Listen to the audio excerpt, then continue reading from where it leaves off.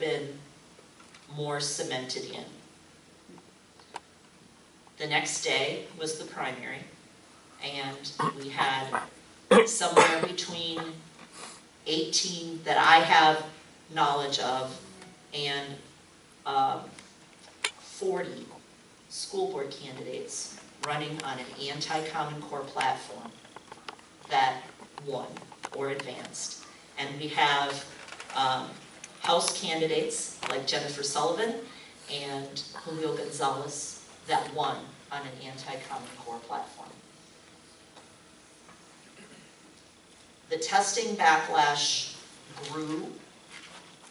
Lee County made a big effort to, because of the cost, the unfunded mandates, the increased frequency of tests, the stress on teachers and students and the district, they actually voted to opt out.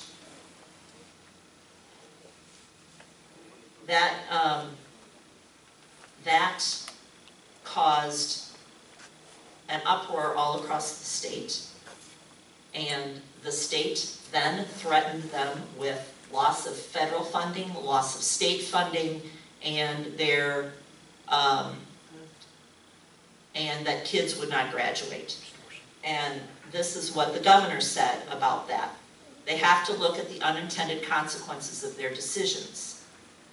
What is that going to do to their students? Are they going to be able to get into the best universities? Are they going to lose federal funding?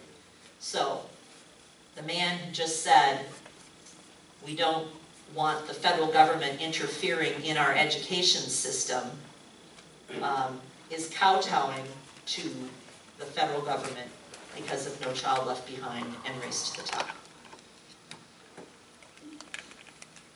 This rebellion has made it up to the State School Boards Association, and they are right now contemplating resolution language to deal with this issue, including a resolution to compel the legislature, strongly recommend that they pass freedom from these testing mandates, and that's ongoing. The fact is that Governor Scott does have a poisonous Common Core problem. Next slide. These are the results from the Secretary of State on the primary. Governor Scott had a lot of votes, but he lost 116,000 votes by two almost unknown, completely underfunded candidates that, at least one of which opposed Common Core. That is more than his margin of victory 4 years ago when he had major Tea Party support. Next slide. And there is great activist concern, and there is anger and lack of enthusiasm. This is a quote from a letter from two longtime Republican activists that said, "Our children are too important. If you do not renounce Common Core and remove it from the state of Florida, we will not vote for you. If Charlie Crist wins because of this, it is not our fault but yours." And that sentiment is rising. So what can we do? We can pressure the governor. We can support these school board candidates. We can urge school boards to notify parents of already existing rights to opt out. The memos that came from the School Boards Association are misleading and incomplete. I have copies which I will distribute of a summary of the facts, and there is a 10-page paper on our website that has much more detailed information about that, as well as the statutory and constitutional violations of the current testing system in Common Core. We need to be able to educate parents about opting out, and you're going to hear about that this afternoon from ladies from Opt Out Orlando. We need to pursue real bills on state sovereignty, local control, prohibiting psych testing and data protection, and we need to look into potential legal challenges, which is an ongoing effort. They say that the train has left the station, but it's not the train. It's not the pro-Common Core train, and it is the anti-Common Core train. And we have got to stand together and unite to make sure that they understand that. Thank you.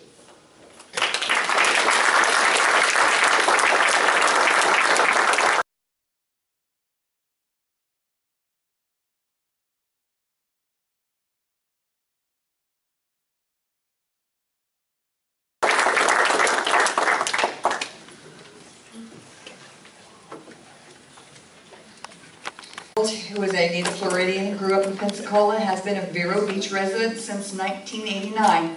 She's a mother of 3 boys, Evan, 23, Samuel, 20, and Coleman, 18, with her late husband, Representative Stan Mayfield. Debbie was elected to Florida House of Representatives in 2008 and was subsequently re-elected to represent District 54, which includes all of Indian River County and northern St. Lucie.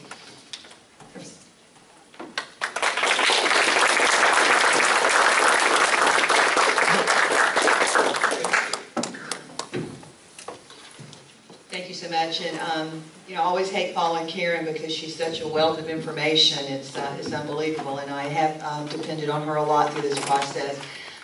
First, I want to introduce my fiance, Bob Scaringe, Dr. Scaringe. He has been a true supporter of me through this process, and as anyone knows, and Jennifer, you'll learn this as you go along, if you don't have someone back home that supports you, it's really hard to do this. And Bob, I want to thank you for supporting me and keeping me on track on things that's really important. And the education of our children is very, very important. The way I got engaged in this process was after session, not this past session, session before last. I had a group of parents came into my office and they asked me, what did you know about Common Core? And I had to shamefully say I didn't really know a whole lot about Common Core. So they started to inform me about what Common Core was about, and it was starting to show up in the classroom. So I did some research on it, and Karen eloquently laid out how that whole process started from 2010 and how it ended up into our school system. So I filed my bill, House Bill 25, and the purpose of the bill was to slow it down, was to get parent and teachers' involvement, to let parents know what this was about, and to also find out how much money it was going to cost the state of Florida to be engaged in this. And you know, the more that I got into it, I realized that this isn't standards as people sold this to be. It is a method of a way of teaching standards. And that's where the big difference is there. You know, the state of Florida has state rights, and that's what we should be focusing on, is our state rights. And people are really missing the big picture on this. Whenever we were offered money for Medicaid expansion, we as a state said no. We weren't going to take that money. We were going to take care of our people in the state of Florida ourselves, because we did not want the federal intrusion in, and we did not want to have to be beholden to the federal government on what type of insurance we provided to our citizens in Florida. Well, Common Core is the exact same thing. And so it's really mind-boggling to me how we can take $1.5 billion from the federal government for the education of our children, and we can't see that it's the same thing. We are beholden to the federal government on what we need to do. And one of the things that I feel that we can fight this, and Karen touched on it, is this starts at the local level. It starts with the school board members. And I've had so many school board members tell me, we can't do anything because the state tells us what to do. Our hands are tied. Well, then stop doing that. Start fighting. And Lee County was the first school district to really stand up and say, we're not going to do these assessments.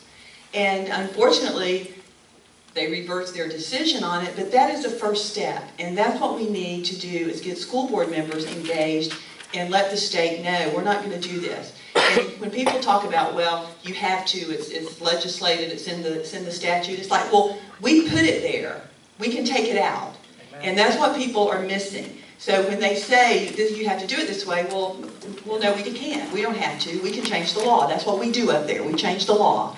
And so that's what I would encourage everyone to do. Continue to work with your school board members.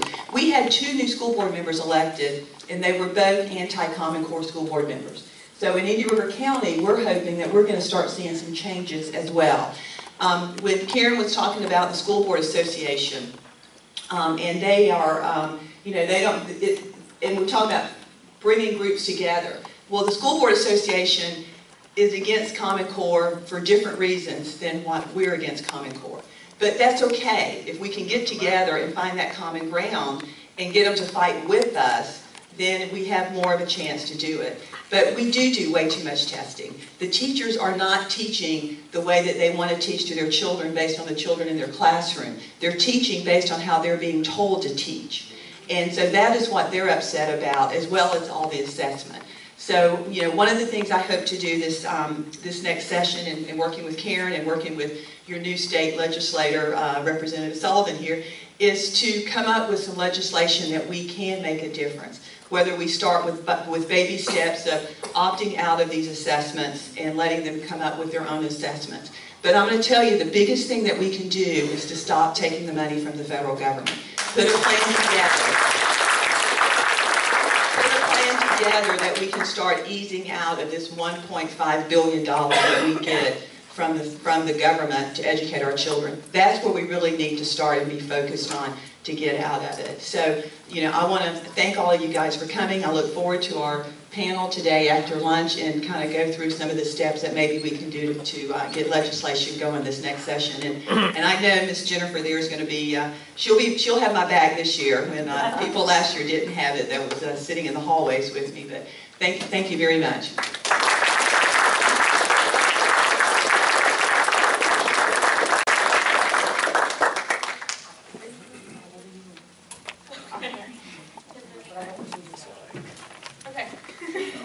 Well, good morning again. Thank you, Representative Mayfield, for your kind words, and Dr. Ephraim for coming as well.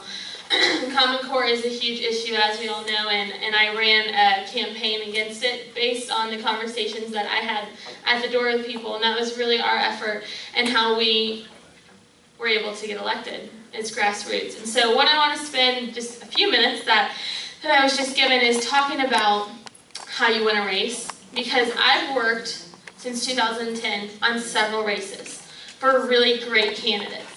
And it's really disheartening when you have a fantastic candidate and you work really hard and you lose. And there are some fantastic people out there that I've seen not get elected even though they had grassroots, and that's because they didn't have the money. And what I took away from that was the fact that you cannot win, you cannot overcome big money without strong grassroots, but you can't overcome it not having any money. Does that make sense? Yes. So when I put together my plan to victory, and it was a 20-page plan, it was a plan for having strong grassroots, and it was a plan to raise money. And in my race, you'll notice, I still didn't raise the most money, but we raised over $70,000 for a House seat. And that is a lot of money at the end of the day.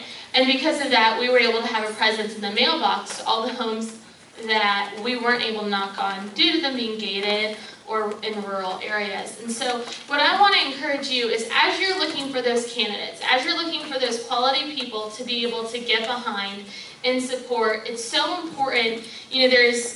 It's easy to have that message of, well, we're not going to sell out to special interest groups. We want to be beholden to the people only. And that's something that I ran on. But I want people to know, specifically the people in this room, because you are the people that are going to make the difference in this state.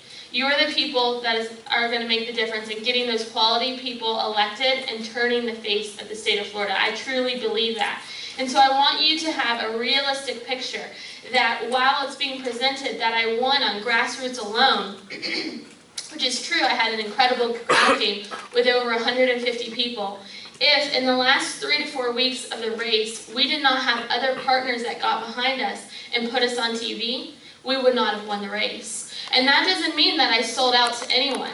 That means that I ran a campaign that when the time came and the polls were done, that I had walked my way into first place. And at that point, I had the freedom to say, you're more than welcome to join my team. If you want to be on the winning team, you are welcome. But you better know that I am sold out to the people. And so if you want to join me, know that what I'm going to be working to do is to represent the people and their causes and what's important to them. And so if you believe that that's going to help you as a business or as an organization, as I'm putting their concerns first, then please, feel free, jump on board, support our efforts, give us money because we need it.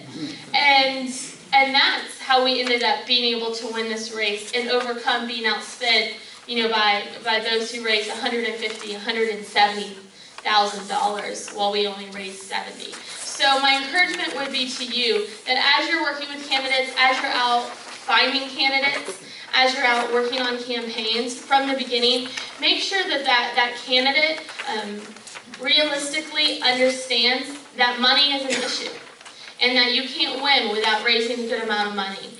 But you don't have to raise the most. And that's what's key. You can win a race being outspent considerably if you have a good ground game, if you have a message that's connecting with voters and putting people first, if you've walked yourself into first place, because then towards the end, everyone wants to jump on board the winning race. Yes. And that's what happened with us. And so we had a message, we had a ground game, and we were able to fundraise and put ourselves in that place. And I just want to thank every person in this room, you know who you are, who helped win this race, who believed in me from the beginning, and over the past several years has invested in me and the Lake County as a whole to give me the opportunity that I have today to now be in Tallahassee and represent you. So thank you.